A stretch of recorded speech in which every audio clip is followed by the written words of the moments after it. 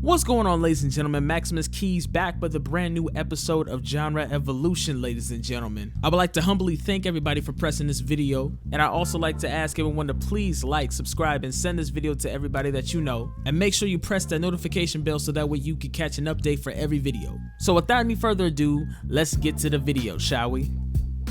Genre bending has always been a part of music culture for a very long time when it comes to making new songs, new riffs, or just new music genres in general. And for years and years and years, there's been many great artists who have done that in history and who still continue to do it today. The Beatles are one of the many examples that I am speaking about today.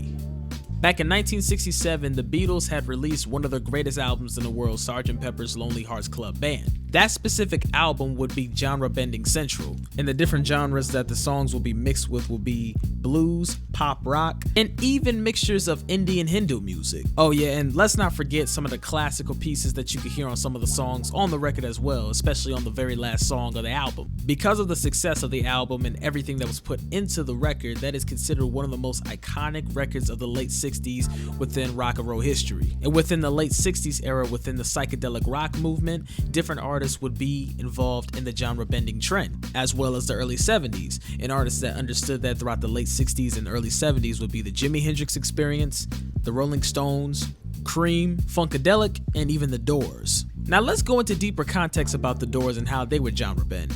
The Doors, being one of the greatest groups in rock and roll history, especially in psychedelic rock history of all time, has genre bended throughout their whole entire career by mixing different genres within the basis of rock and roll and electric blues.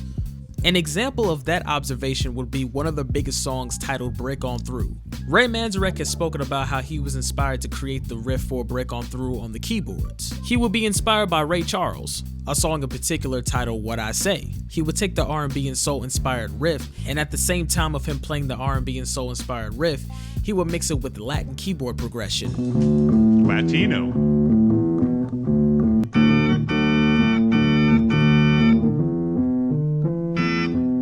Ray Charles.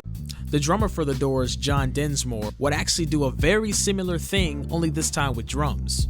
He would come up with this opening drum line by playing a little bit of bossa nova, which was only found in Brazilian Latin jazz music.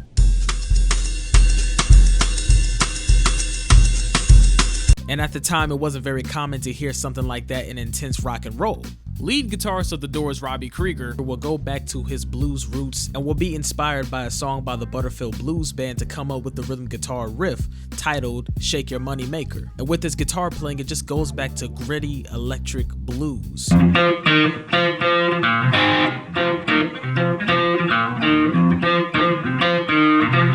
And with all of that was added into the music, it literally was just a huge melting pot. And I also like to mention that Jim Morrison was also inspired by Frank Sinatra, which also makes sense by the way he would sing.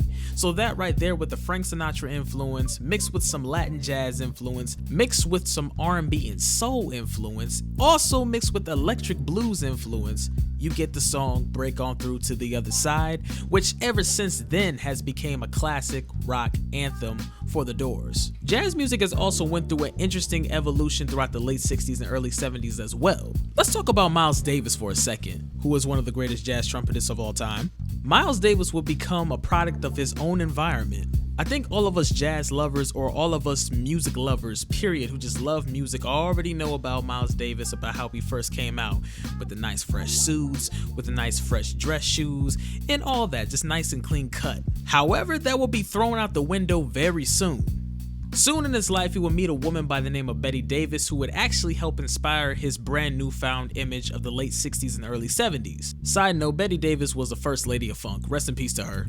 She would throw away all of his suits and replace it with bell bottoms, sunglasses, and even funky shoes. And with him changing his clothes, at this time he started to embrace the brand new psychedelic age. He even started playing the trumpet with the wah pedal. Now that right there is very innovative. And it was that time where he started mixing the psychedelic sound with the elements of jazz that he has learned beforehand, which by this time he would already officially be a part of the fusion jazz scene that we will all grow to love and respect. And it was because of those different changes, it would emerge a brand new album titled Bitches Brew. Now, if I had to describe the album, it basically is pretty much Jimi Hendrix if he played trumpet.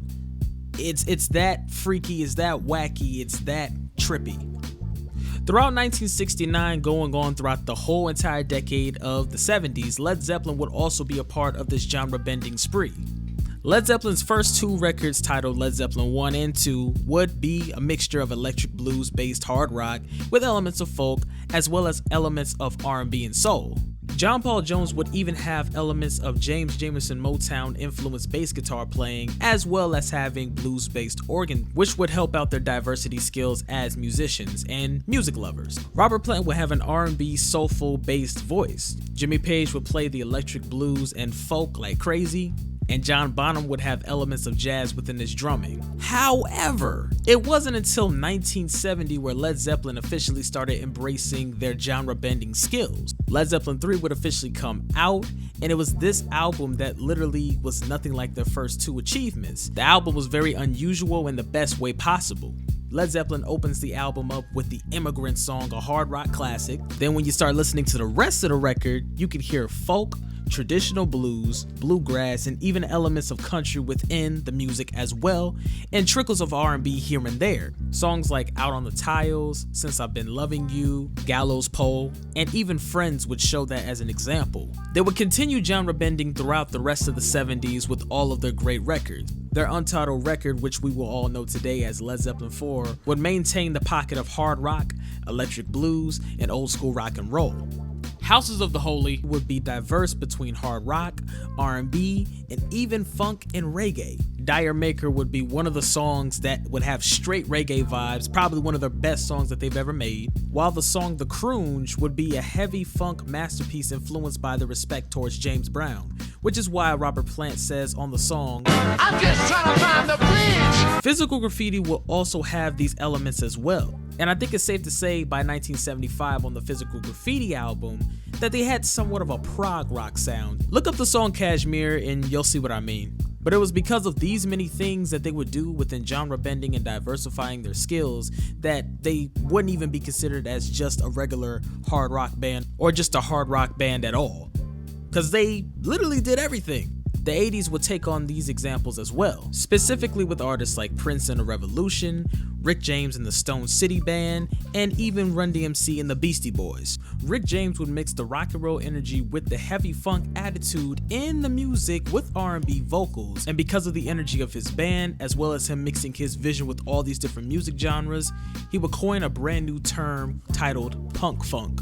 Prince would use that similar concept with his band, The Revolution. He would mix the energy of an early 70s funk/hard rock musician, songwriting concepts from R&B music, and also mixing blacks, whites, males, and females together in one band that Sly and the Family Stone would show an example of back in the 60s, creating what we all know today as The Revolution.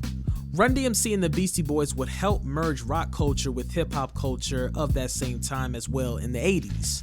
They would have classic songs that would live through that type of concept, such as King of Rock, the collaboration with Aerosmith's Walk This Way, and even Rock Box. The Beastie Boys would even help merge hardcore punk rock culture as well as mixing it with hip-hop culture throughout the 80s and 90s.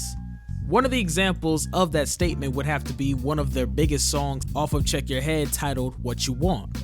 With them being examples, I dare say that they laid the foundation down for people like Rage Against the Machine, Limp Bizkit, and I'll even put a little trickle of Linkin Park in there as well. And I'll even also say that it could be part of the reason why there's a lot of metalheads who love listening to hip hop, specifically artists like Public Enemy, the Wu-Tang Clan, DMX, simply because these three artists that I named have the rock and roll energy. But guess what? We all still genre bend to this day. Today in lyrical hip hop, we're bringing back both obscure and classic samples from rock, jazz, funk, and R&B artists thanks to The Alchemist, Griselda, Conductor Williams, and even Rock Marciano.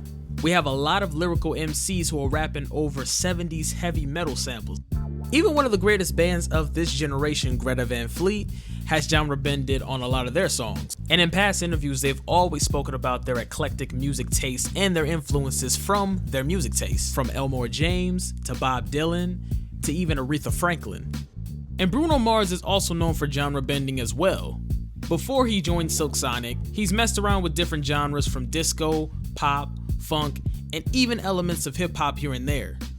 But at the end of the day, music is music, and genre bending is always going to be a part of it, due to the fact that the DNA of music will always stay connected no matter what happens. Because at the end of the day, as long as we keep creating, merging different genres will never stop. Thank you guys so much for watching this video. I hope you guys enjoyed it. Please don't forget to like, subscribe, and share this video with everybody that you know. Please don't hesitate to leave a comment down below. I want to hear everybody's opinions. Everybody be safe, and I'll see you guys on the next video. Peace.